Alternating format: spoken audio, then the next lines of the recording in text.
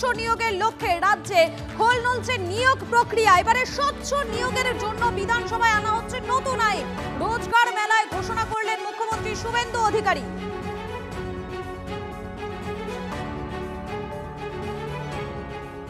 আমরা আগামী অ্যাসেম্বলিতে রিক্রুটমেন্ট পলিসির জন্য যে নতুন আইন করা দরকার সেটা করব।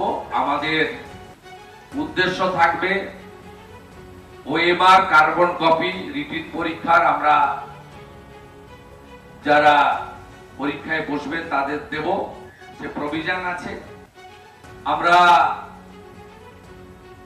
রিটিন এক্সাম, একাডেমিক যে স্কোর এবং সাথে সাথে এখানে পশ্চিমবঙ্গে ওরালে ভাইভাতে ম্যাক্সিমাম নাম্বার রাখা হয়েছে।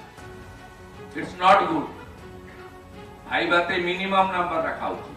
আমরা চাই যে ওরালের নাম্বারটা একটু কম করে স্বচ্ছতার সঙ্গে যাতে আগামী দিনে রিক্রুটমেন্ট হয় এবং তার স্কোর রিক্রুটমেন্ট বোর্ড গুলো ওয়েবসাইটে দিয়ে দিতে পারে। হোয়াটসঅ্যাপ মেসেজ দিয়ে অ্যাপয়েন্টমেন্ট বা রিক্রুটমেন্ট না হয়।